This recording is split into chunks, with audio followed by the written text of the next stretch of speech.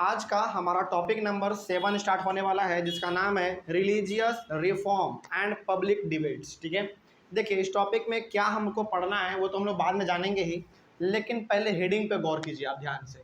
लिखा हुआ है religious reform and public debate. Religious reform का मतलब क्या हुआ? मतलब कि यहाँ पे थोड़ा बहुत जो है ना धार्मिक तौर पे बदलाव है कि नहीं। मतलब इसका सीधा सा मतलब ये हो गया कि हमारे भारत में, खास करके हमारे भारत में अलग अलग धर्म के लोग ना अलग अलग आइडियाज़ के बारे में सोचते थे। यानी कि हिंदू वाला कुछ और समझता था प्रिंट को लेकर, मुस्लिम वाला का कुछ और था, फिर से क्रिश्चियन वाला का माइंड कुछ और था, ईसाई का कुछ और था। सॉरी, ईसाई तो क्रिश्चियन ही हो गया हमारा। फिर से ये वाला सिख वाला है ना। इन सभी का ना जो प्रिंट का लेकर जो है नज़रिया सबका अलग अलग था। तो इसको किस प्रकार से बदला गया, इसी को भी हम लोग यहाँ पे पढ़ेंगे। और साथ ही साथ पब्लिक डिबेट, यानी कि लोगों के बीच में जो है एक बहसा बहसी का माहौल जो है वो किस प्रकार से क्रिएट हुआ प्रिंट के वजह से, इसी के बारे में हम लोग यहाँ पे पढ़ेंगे। सबसे पहले आप यहाँ पे हेडिंग डाल सकते हैं कि print led to intense controversies between social and religious reformers and Hindu orthodoxy. ठीक है, चलिए अब आपके सामने यहाँ पे एक वर्ड आ गया, हिंदू ऑर्थोडॉक्सी। हिंदू ऑर्थोडॉक्सी का मतलब क्या हुआ बताइए? हिंदू, अच्छा सबसे पहली बात तो ऑर्थोडॉक्सी का मतलब बता दीजिए यदि मालूम है आप लोगों को तो। ऑर्थोडॉक्सी का मतलब देखो बेसिकली एक ऐसा विचार जो कि बहुत पुराना है। मतलब ही कि ऑर्थोडॉक्सी बेसिकली आप कह सकते हैं कि एक ऐसा सोच, एक ऐसा विचार जो कि बहुत पुराना है, जो कि किसी प्रकार का बदलाव नहीं चाहता है ना। यानी कि इसके बदले यदि आप चाहें तो कंजर्वेटिव बोल सकते हैं। कंजर्वेटिव हमारा कौन लोग होते हैं? ऐसे लोग जो कि बदलाव चाहता ही नहीं है, जो पहले से चलता आ रहा है वही वो हमारा हमारा चलता रहना चाहिए, वही वो चाहता है ना। तो वही हमारा यहाँ पे पढ़ेंगे कि प्रिंट के वजह से एक कंट्रोवर्सी, यानी कि कंट्रोवर्सी कैसे क्रिएट हो गया, किसके बीच में? सोशल एंड रिलीजियस रिफॉर्मर के बीच में। यानी कि देखो हर एक धर्म का ना कुछ ऐसा इंसान होता है जो कि बहुत पढ़ा लिखा होता है ना, और वो चाहता नहीं है कि हमारा धर्म कैसा हो, नष्ट हो जाए, चाहता नहीं है कभी। तो इस प्रिंट के वजह से किस प्रकार से कंट्रोवर्सी क्रिएट हो गया, बहसा बहसी का माहौल क्रिएट हो गया, इसी के बारे में हम लोग यहाँ पे बात करेंगे। ठीक है, चलिए सबसे पहला लिखा हुआ है कि there were serious debates on religious, social and economic issues. यानी कि सबसे पहली बात तो ये हो गई, प्रिंट के वजह से यहाँ पे बहुत बड़ा डिबेट छिड़ गया था। किसके नाम पर? धर्म के नाम पर। बात समझ में आ रही है? यानी कि देखो ये तो आपको मालूम है कि प्रिंट जब हमारा आया तो कोई भी इंसान कुछ भी लिख रहा था, है ना, जिसको जो अच्छा लग रहा था वो लिख रहा था। तो यहाँ पे हर एक धर्म के लोगों को ये खतरा था कि लिखा हुआ चीज़ जो भी लिखा गया है उसमें यदि वो हमारे धर्म के ऊपर हावी हो गया तो क्या पता लोगों का जो धर्म को लेकर विश्वास है वो अच्छा हो जाएगा या फिर मिट जाए।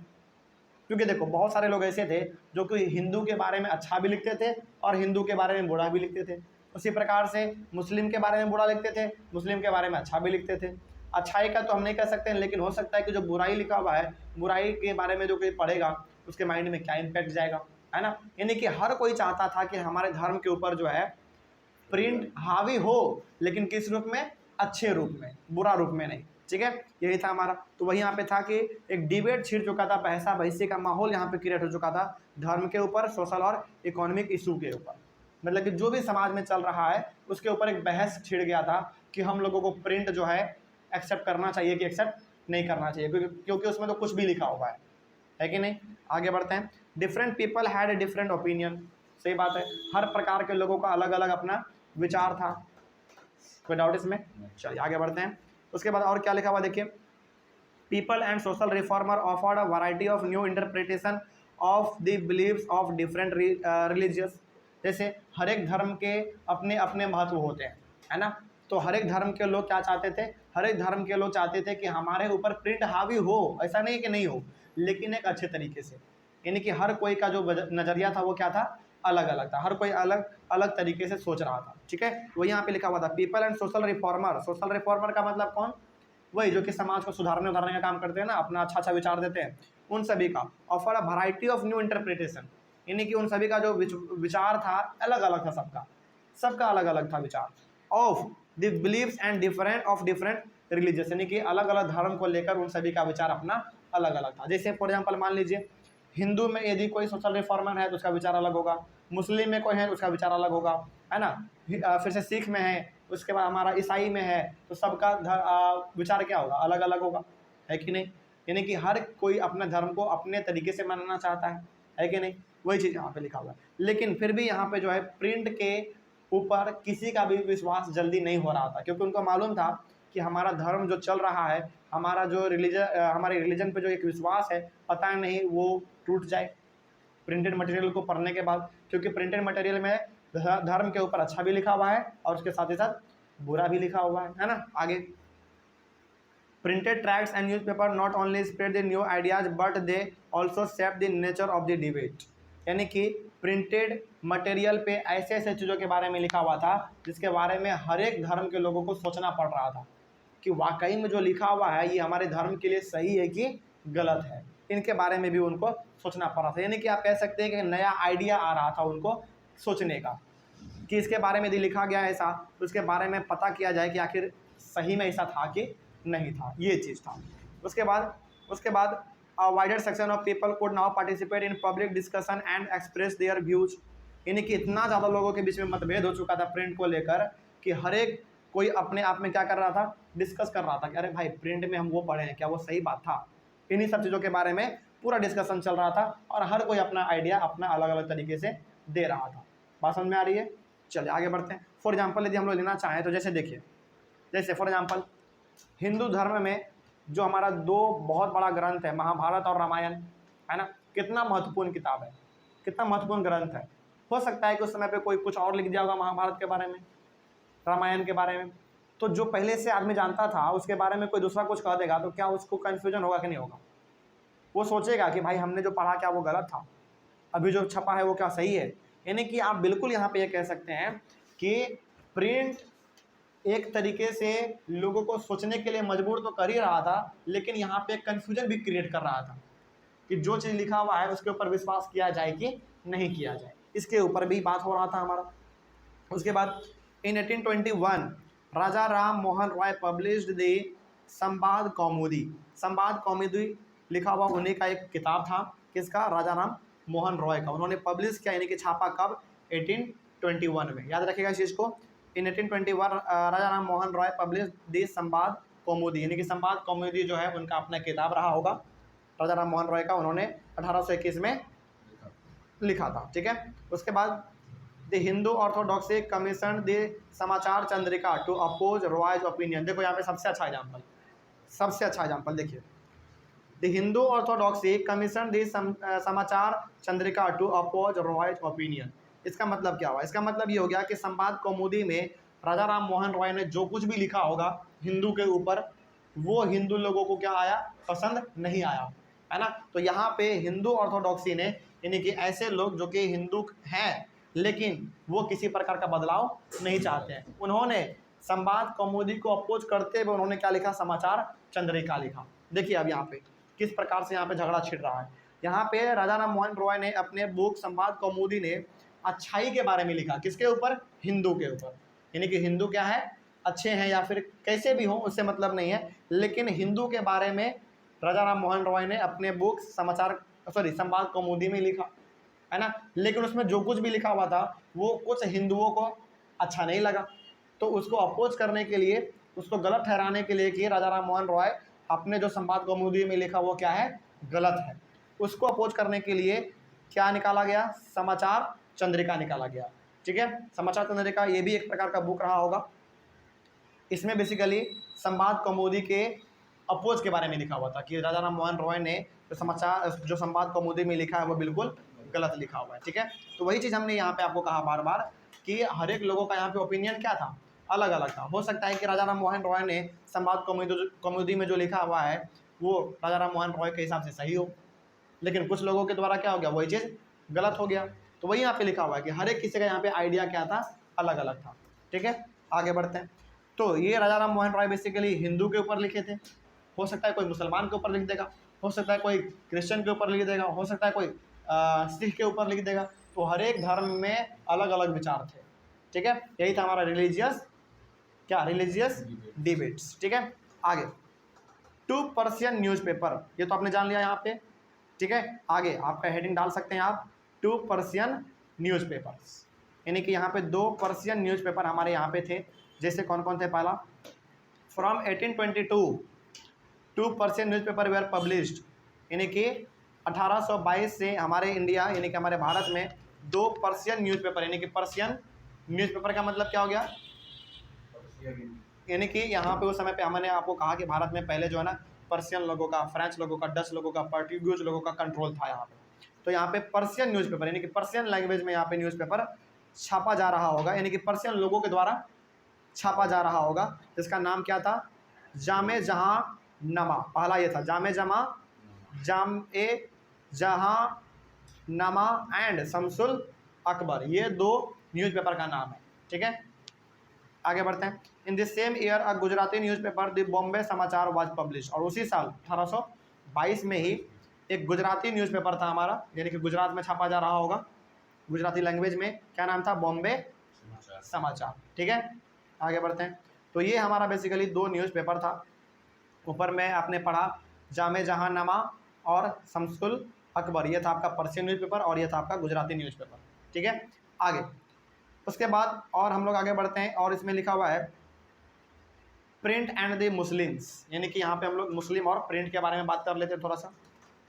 उलामाज used cheap lithographic presses which published Persian and Urdu translation of the holy scriptures and printed religious newspapers and tracts to spread Islam's ideas and philosophy। इसका मतलब क्या, इसका मतलब ये हो गया, देखिए यहाँ पे साफ साफ लिखा हुआ, पहला है यहाँ पे आपके पास एक नया टर्म उलामाज। ठीक ना, उलामा कौन लोग होते हैं, देखिए यहाँ पे हिसाब से हमने यहाँ पे आपका मीनिंग भी लिख दिया है, legal scholars of Islam and the सरिया। सरिया मतलब a body of Islamic law. ठीक है, इसका मतलब समझिए आप, यानी कि इस्लाम में यानी कि मुस्लिम में एक लीगल स्कॉलर होते हैं, मतलब कि एक ऐसा इंसान जो कि इस्लाम में क्या सही है क्या गलत है वो अपना बताते हैं, है ना। जैसे हमारे हिंदू में देखा जाए तो क्या सही है क्या गलत है ये कौन बताते हैं, हमारे ब्राह्मण जी बताते हैं, है ना। उसी प्रकार से मुस्लिम में यानी कि इस्लाम में क्या सही है क्या गलत है इसको कौन बताते हैं, हमारे उलामा बताते हैं। ठीक है, तो वही यहाँ पे लिखा हुआ है कि ulama use cheap lithographic press. Lithographic press का मतलब क्या होता है, एक ऐसा प्रेस बेसिकली जो कि थोड़ा सा उसमें पत्थर का काम ज़्यादा हो, यानी कि पत्थरों से प्रिंट करना, इस प्रकार का काम वहाँ पे ज़्यादा हो। तो उलामा जो हमारे होते थे यानी कि इस्लाम के लीगल स्कॉलर जो कि हमको बताते थे कि इस्लाम में क्या सही है और क्या गलत है, वो क्या करते थे, लिथोग्राफिक प्रेस का इस्तेमाल करते थे, यानी कि ऐसा प्रेस इस्तेमाल करते थे जिसमें कि थोड़ा बहुत पत्थरों का इस्तेमाल हुआ हो। ठीक है, which publish Persian and Urdu translation, और बेसिकली उलामा लोग उस समय पे क्या पब्लिश करते थे, पर्शियन और उर्दू ट्रांसलेशन, यानी कि पर्शियन लैंग्वेज में और उर्दू लैंग्वेज में वो लोग होली स्क्रिप्चर्स को पब्लिश करते थे, मतलब कि उनका जो अपना धार्मिक ग्रंथ हुआ होगा, जैसे उनका कुरान है ना, जैसे हमारे इंडिया में देखा जाए तो हमारा क्या है, रामायण है, महाभारत है, भगवद गीता है, उसी प्रकार से मुस्लिम में देखा जाए तो उनका सबसे धार्मिक ग्रंथ कौन सा है, कुरान। तो वो लोग होली स्क्रिप्चर्स को यानी कि उनका जो धार्मिक अपना ग्रंथ होता होगा वो लोग अपना उस समय पे छापते थे, किस किस लैंग्वेज में, पर्शियन लैंग्वेज में और उर्दू लैंग्वेज में। एंड प्रिंटेड रिलीजियस न्यूज़पेपर, और धर्म के ऊपर जो न्यूज़पेपर है, फॉर एग्जांपल कि आज हमारे मुस्लिम यानी कि आज इस्लाम में कौन सा पर्व है, कौन सा त्यौहार है ना, इस प्रकार का न्यूज़पेपर भी वो लोग छापा करते थे। And tracts to spread Islam's ideas and philosophy, इसके साथ ही साथ वो लोग इस प्रकार के चीज़ों को भी छापते थे जिसके ऊपर इस्लाम का विचार, उसका फिलोसॉफी यानी कि उसका क्या आइडिया है ना, उनका क्या विचार है अपने धर्म को लेकर, ये सब चीज़ भी वहाँ पे छापा हुआ होता था। ठीक है, तो बेसिकली आप यहाँ पे ये समझ गए कि हमारे जो इस्लाम के लीगल स्कॉलर होते हैं, यानी कि ऐसा लोग जो कि मुस्लिम के बारे में बताते हैं, इस्लाम के बारे में बताते हैं कि क्या सही है क्या गलत है, वो लोग जो है उर्दू लैंग्वेज में और पर्शियन लैंग्वेज में अपने धार्मिक ग्रंथ को छापा करते थे। ठीक है ना, धार्मिक ग्रंथ हो गए, फिर से न्यूज़पेपर हो गया उनका अपना खुद का, साथ ही साथ इस्लाम का क्या विचार है, क्या आइडिया है इस्लाम का, क्या फिलोसॉफी है, वो क्या कहना चाहता है। तो हर एक धर्म का ना अपना अलग अलग विचार होता है ना, उसी प्रकार के चीज़ों के लोग इसी प्रकार के चीज़ों के बारे में लोग छापते थे। ठीक है, उसके बाद Deoband seminary which was founded in 1867, it published many fatwas making Muslim readers aware of the code of conduct to be followed in their everyday lives and explained the meanings of Islamic doctrines। अब देखिए ये बहुत important है, इसको समझना, इसको समझिए ध्यान से, देखिए इसको समझिए ध्यान से, लिखा हुआ है Deoband seminary which was founded in 1867। अच्छा, ये दियोबंद सेमिनारी क्या है, बेसिकली आप यहाँ पे ये कह सकते हैं कि दियोबंद सेमिनारी जो है एक प्रकार का ये ऑर्गेनाइजेशन रहा होगा, या फिर आप यहाँ पे ये भी कह सकते हैं कि ये एक प्रकार का जो है आपका क्या कह सकते हैं उसको, एक ग्रंथ रहा होगा। ग्रंथ तो नहीं कह सकते हैं, लेकिन ये सेमिनारी कहा गया, यानी कि कुछ सेमिनार टाइप का होगा, यानी कि किसी एक प्रकार का मीटिंग हुआ होगा, एक ऑर्गेनाइजेशन बन गया होगा। तो ये बेसिकली क्या करता था, आप इसको समझ लीजिए कि बेसिकली ये ऑर्गेनाइजेशन ही था बेसिकली, ठीक है। तो Deoband seminary which was founded in 1867। तो ये जो ऑर्गेनाइजेशन है आपका देवबंद सेमिनारी, वो कब फाउंड किया गया, यानी कि कब उसका एस्टेब्लिश किया गया, 1867 में किया गया। It published many fatwas making Muslim readers aware of the code of conduct to be followed in their everyday lifes. मतलब कि ये जो ऑर्गेनाइजेशन था ये समय समय पर फतवा निकालते रहता था।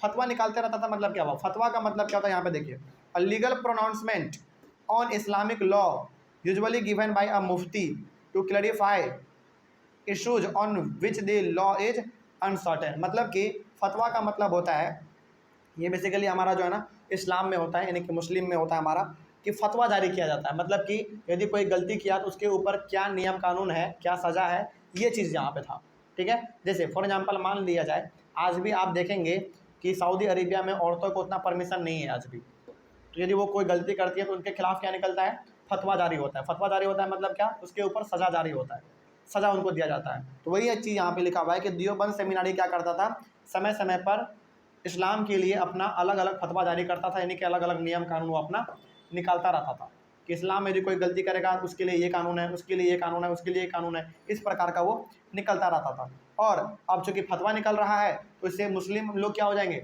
अवेयर हो जाएंगे कि भाई ऐसा गलती करोगे तो तुमको ये सज़ा मिल सकता है ना। वही यहाँ पे लिखा हुआ है कि making Muslim reader aware of the code of conduct to be followed in their everyday lifes. तो तुमको कैसा काम करना है, कैसा काम नहीं करना है, ये सब चीज़ तुमको मालूम होना चाहिए। ये कौन कहता था, ये कहता था हमारा देवबंद सेमिनारी। मतलब कि देवबंद सेमिनारी बेसिकली एक ऐसा ऑर्गेनाइजेशन था जो कि समय समय पर इस्लाम में यानी कि मुसलमानों के लिए नए नए नियम कानून को निकालते रहता था, यानी कि फतवा वो निकालते रहता था, ठीक है। अब चूंकि नया नया नियम कानून निकाल रहा है तो ऑब्वियस सी बात है कि जो मुस्लिम लोग हैं वो अवेयर हो जाएंगे कि हमको कौन सा काम करना है, कौन सा काम नहीं करना है। हर एक वो काम करना है जिससे कि हमको क्या हो, सज़ा ना मिले, यानी कि अच्छा सा काम करना है, अपने नियम कानून के अंदर, यानी कि नियम कानून के दायरे में रह के करना है काम, है ना। यदि काम करोगे गलत तो फिर आपके खिलाफ क्या हो जाएगा, फतवा जारी हो जाएगा, यानी कि आपके लिए फिर सज़ा का प्रावधान है। आप गलत करेंगे तो सज़ा तो मिलेगा ही मिलेगा, चाहे वो हिंदू हो, मुस्लिम हो, सिख हो, ईसाई हो, हर जगह सज़ा मिलता है, ठीक है। वही यहाँ पे लिखा हुआ है। And explain the meaning of Islamic doctrines. इसके साथ ही साथ देवबंद सेमिनारी ये भी बताता था कि आखिर इस्लामिक का क्या सिद्धांत है, यानी कि इस्लाम का क्या मकसद है, उनका क्या विचार है अपना, इन सब चीज़ों के बारे में भी वो बताता था। तो बेसिकली हमारा जो देवबंद सेमिनारी था वो ये बताता था मुसलमानों को कि आपको किस प्रकार से अपने जीवन को चलाना है, किस प्रकार से आपको नियम कानून को फॉलो करना है ना, ताकि आपको कम से कम सज़ा मिले। ये सब चीज़ था हमारा। साथ ही साथ ये बताता था कि इस्लाम का क्या मकसद है, ठीक है, इस्लाम का क्या आइडिया है, इसके बारे में भी वो बताता था, ठीक है। ये तो हो गया हमारा प्रिंट एंड दी मुस्लिम, इसके बारे में अपना जान लिया। अब आप जान लीजिए प्रिंट एंड दी हिंदूज़ के बारे में, है ना। मुस्लिम के बारे में आपने जाना, अब हिंदू के बारे में जान लीजिए। The first printed edition of the Ramcharitmanas of Tulsidas came out from Calcutta, जिसको कि आज हम लोग कोलकाता के नाम से जानते हैं, वो भी कब, 1810 में। तो सबसे पहली बार रामचरितमानस का प्रिंटेड एडिशन भी बाहर निकला, तो वो निकला कहाँ से, आपका कलकत्ता से, वो भी कब, 1810 में। यानी कि रामचरितमानस पहले से लिखा हुआ था लेकिन वो हाथों से लिखा गया था, किसके द्वारा, तुलसीदास के द्वारा, ठीक है ना। लेकिन अब जो 1810 में वो प्रिंटेड वर्जन निकला उसका, रामचरितमानस का, कलकत्ता में, वो भी 1810 में, ठीक है। आगे उसके बाद the Naval Kishore press at Lucknow and Shuri Venkateswar Press in Bombay published many religious texts in vernacular languages। यहाँ पे प्रेस का नाम है, देखो पहला प्रेस का नाम आपका क्या है, दी नवल किशोर प्रेस, कहाँ पे है, लखनऊ में। और दी सूरी वेंकटेश्वर प्रेस कहाँ पर है, बॉम्बे में है। ये सब प्रेस क्या कर रहा था बेसिकली, ये सब प्रेस रिलीजियस टेक्स्ट को वर्नाकुलर लैंग्वेज में छाप रहा था। मतलब कि धर्म के ऊपर जो भी आपका ग्रंथ है, किताब है, बात है, विचार है, उसको ये छाप रहा था, वो भी अपने वर्नाकुलर लैंग्वेज में, यानी कि अपने बोलचाल वाले भाषा में, ठीक है, छाप रहा था। उसके बाद the printed text was cheap and portable. मतलब क्या हुआ, मतलब ये हो गया कि ये लोग जो छापते थे ना वो बड़ा ही सस्ता होता था और पोर्टेबल होता था, मतलब कि वो थोड़ा बहुत ना टिकाऊ होता था, वैसा कह सकते हैं, है ना, जल्दी वो टूटता फटने वाला नहीं था। ठीक है, आगे उसके बाद this could be easily carried by the people at any place and time. तो ये इतना अच्छा छापते थे, यानी कि इनका क्वालिटी थोड़ा सा अच्छा होता था, इतना अच्छा होता था कि ये लोग किसी भी जगह पर उस टेक्स्ट को यानी कि उस किताब को लेके जा सकते थे, किसी भी समय पे किसी भी जगह पर। ठीक है, उसके बाद religious text and book started reaching a very wide circle of people. तो इतना ज़्यादा धर्म के ऊपर किताब लिखा गया कि लगभग जो है हर एक लोगों के पास किताब अब क्या हो रहा था, पहुँच रहा था। अब देखो धर्म के ऊपर किताब है तो हर इंसान अपने धर्म के बारे में जानना चाहता है, सीखना चाहता है, पढ़ना चाहता है ना, तो हर कोई किताबों को खरीद रहा था क्योंकि धर्म के ऊपर किताब है ना। आगे उसके बाद newspapers, magazines and visual images helped in creating pan India identity. तो यहाँ पे हमारा न्यूज़पेपर हो गया, मैगजीन हो गया, इमेज हो गया, इन सभी ने क्या किया, इन सभी ने इंडिया के अलग अलग जगहों पर क्या किया, एक एक प्रकार से मैसेज पहुंचाने का काम किया। बात समझ में आ रही है, यानी कि भारत को थोड़ा सा ना और मजबूत बनाने का कोशिश किया ताकि लोग इसके बारे में जान सके, पढ़ सके, अपने धर्म के बारे में खुद जाने। फॉर एग्जांपल यदि आप हिंदू धर्म में हैं तो हिंदू धर्म का क्या मकसद है ये तो आपको मालूम होना चाहिए ना कम से कम। तो वही चीज़ यहाँ पे है कि भारत को किस प्रकार से और ज़्यादा सशक्त बनाया जाए इसके बारे में, इस चीज़ को लेकर यहाँ पे काम किया गया। केवल हिंदू में नहीं, हिंदू में भी, मुस्लिम में भी, सिख में भी और ईसाई में भी, हर धर्म के लोग अपने अपने धर्म को आगे बढ़ा रहा था। ठीक है, हर धर्म के लोग अपने अपने किताबों को छाप रहा था ताकि उस धर्म के लोग उसके बारे में अच्छी तरीके से जान पाए, सीख पाए कि हमारा धर्म है तो हमारे धर्म का मकसद क्या है। ठीक है, चलिए तो ये हो गया हमारा, इसमें कोई डाउट, हर एक बात समझ में आई है। चलिए अगले वाले क्लास में हम लोग डिस्कस करेंगे न्यू फॉर्म्स ऑफ पब्लिकेशन। ठीक है ना, चलिए मिलते हैं अगले वाले क्लास में। अगले वाले क्लास में हम लोग इसी टॉपिक को डिस्कस करेंगे। तब तक के लिए थैंक यू वेरी मच।